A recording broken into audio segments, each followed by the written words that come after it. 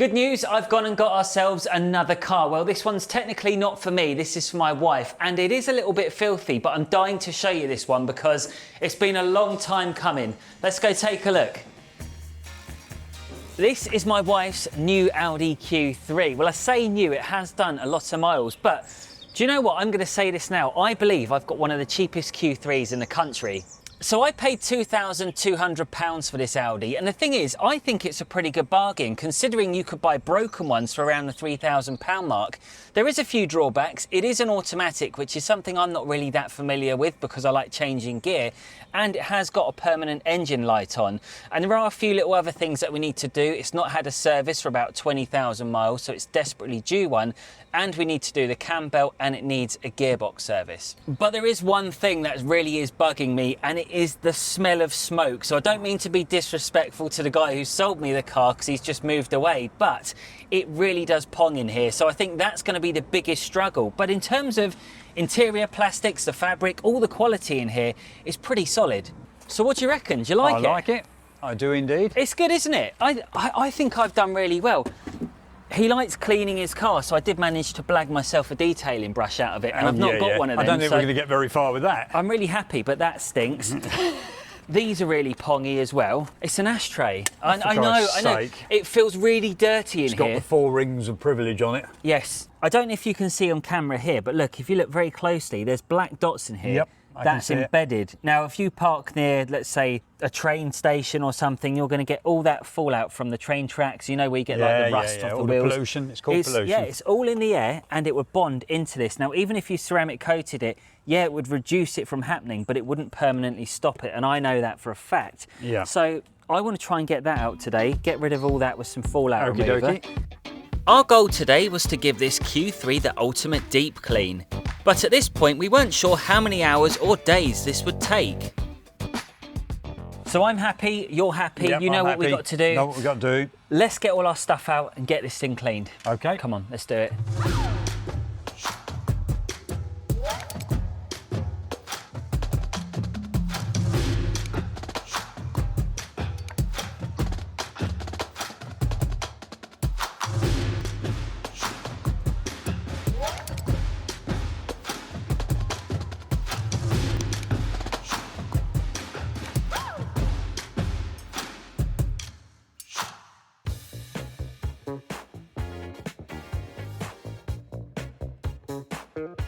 We started off with the usual combination of using a tyre cleaner followed by my 2-in-1 wheel cleaner and some snow foam.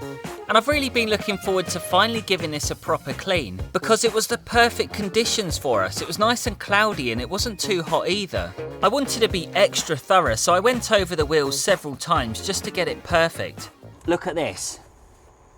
That is utter filth. We were really lucky with these alloys as they had plenty of space to get multiple brushes inside, so it took a huge chunk of time off the clean. With the wheels complete, we could jump on to the pre-wash. Top tip, always double check that you've got your fuel cap in nice and tight, because the last thing you want is water getting in there. Dad was on door shut duty and he sprayed a citrus pre-wash to break down all the gunk, and there was lots of it. In fact, I think I'd say this area probably hadn't been cleaned for many years, but the worst part for us was around the fuel flap. The drainage hole was blocked with dried diesel and dirt, and it took many attempts to get it clear. Eventually we could blast away the dirt and algae, and whilst we can all agree that white cars are a nightmare to keep clean, it's still pretty satisfying to watch the transformation process happen. Using my Yum Citrus and an Autoglym pump sprayer, I tackled the road film on the bodywork, and I had a feeling I was going to be in for a long day, as it was well and truly clogged up with tar spots, iron fallouts and splattered bugs.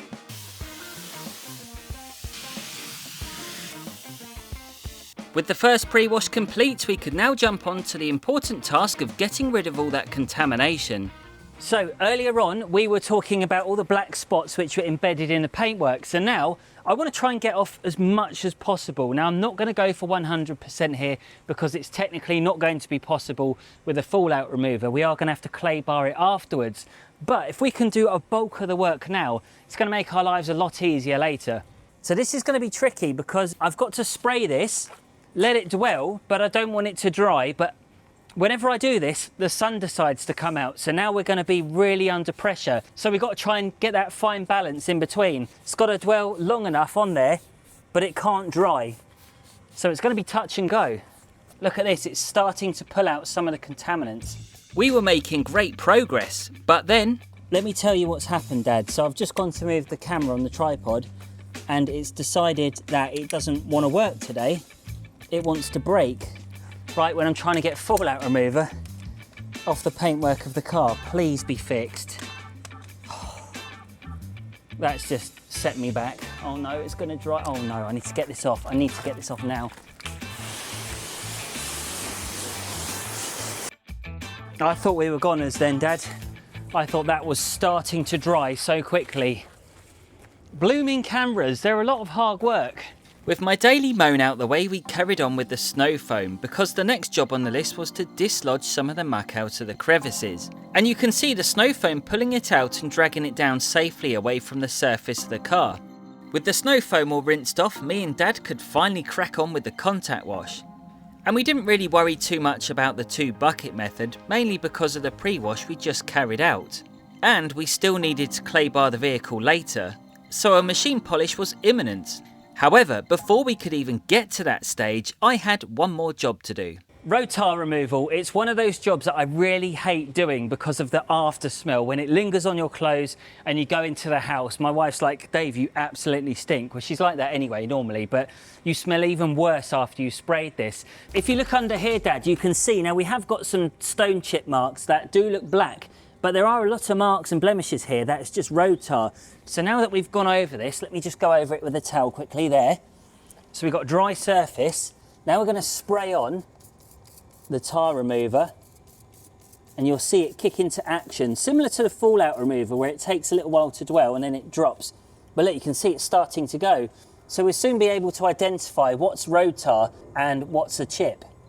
Can you feel, did you feel that? Yeah, yeah. It's going to... I can feel it. I'm going to get this done because I really don't want to... I don't want to do this inside because the unit is just going to pong for weeks. So I'm going to be... Oh, goodness me. This is the only bad thing about white cars. It's the amount of road tar that's visible, but once it comes off, it looks really special. Now, there are going to be some spots in here that are going to be stuck in, which may not be road tar. It will still be some fallout, so we need to clay bar some of these later on. So we can't get every single speck out, but we are making some serious progress. And I've just realised this could do with a respray. As predicted, it's raining as I'm just finishing off the tar removal. So we've still got to wash the car despite the fact it's raining. I want to put some more suds on it because I want to get rid of any remaining residue from this tar remover. And then we can get it inside and get the car dry and get ourselves dry.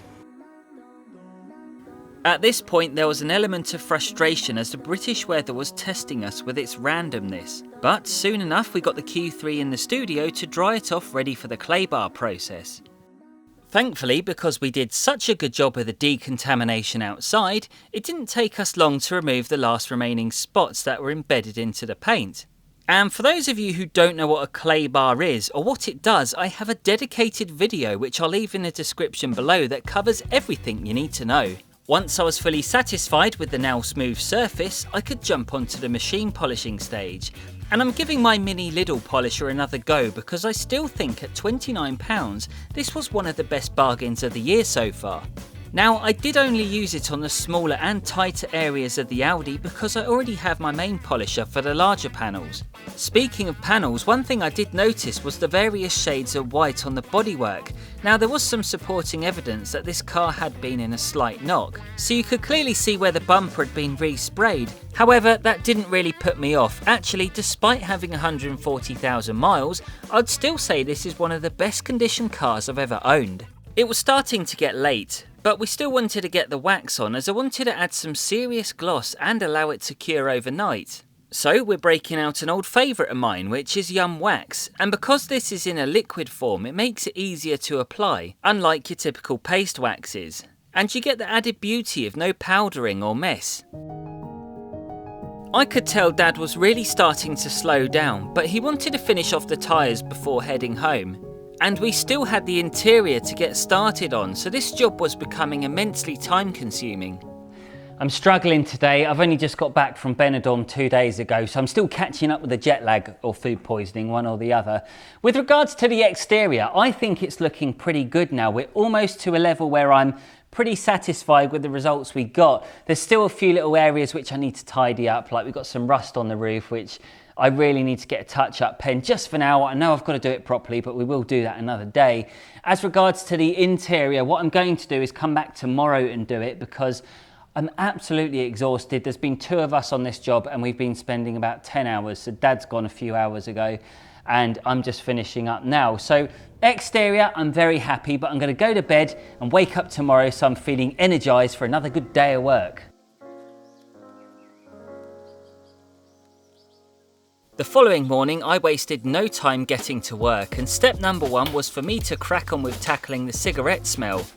So I was spraying a deodorizer everywhere, including areas like the headlining.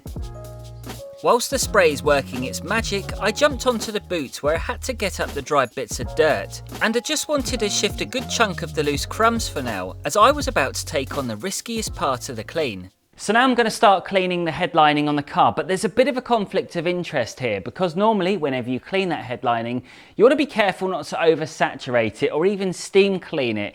But because we have such a, it's not just, let me be very clear about something. Just because you've got smoke smells, it doesn't mean that all you're going to be tackling is just that smell that's stuck up in there. There's also a lot of dirt that gets carried around through the fingertips, through that smoke as well. It's driving all the bacteria up. And the thing is, you're going to find that there's only a few ways that you can really clean it. But for me today, I think the best way that I'm going to tackle this is with using a steam cleaner. It's never an easy task doing this. I feel like Spider-Man. Oh, speaking of spiders, there's a little spider there. Come on, bud, off you get. Or you're going to be toast. This method I'm carrying out is not recommended unless you're fully aware of the risks that you're taking on. If you allow too much moisture to get in, then you become a victim of the dreaded sagging. But if you're quick and cautious, then you could just about get away with it. Ultimately, it comes down to the overall condition, so if you're unsure, then it's best to just leave it and revert back to a scrub pad and a light dash of interior cleaner.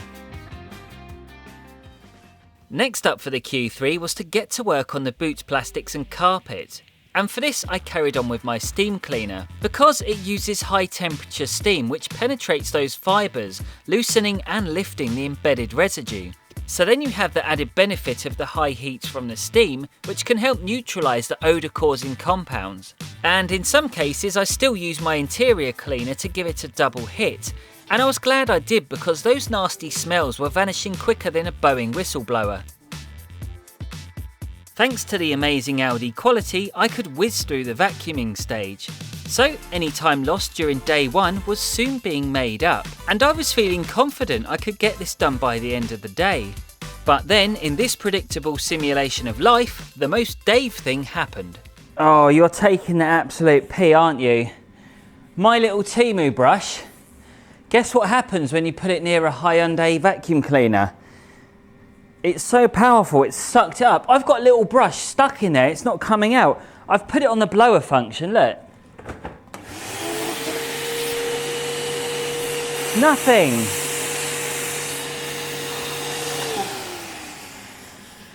I don't know how I'm going to get that out. I like this Hoover as well.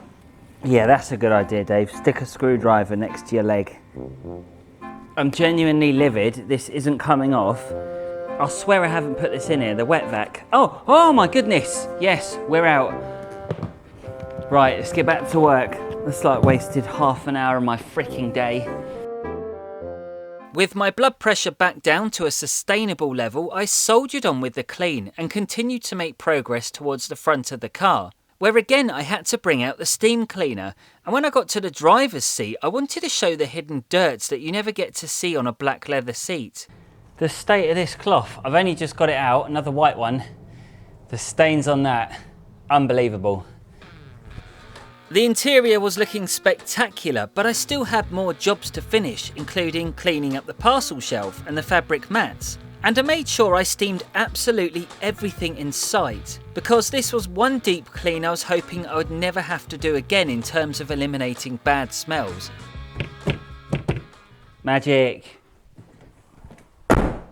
It was a similar story with the glass. It was worse than usual, so I did spray some glass cleaner on the inside and allowed it to dwell as it broke down all the gunk, and it gave it a nice pleasant fragrance too.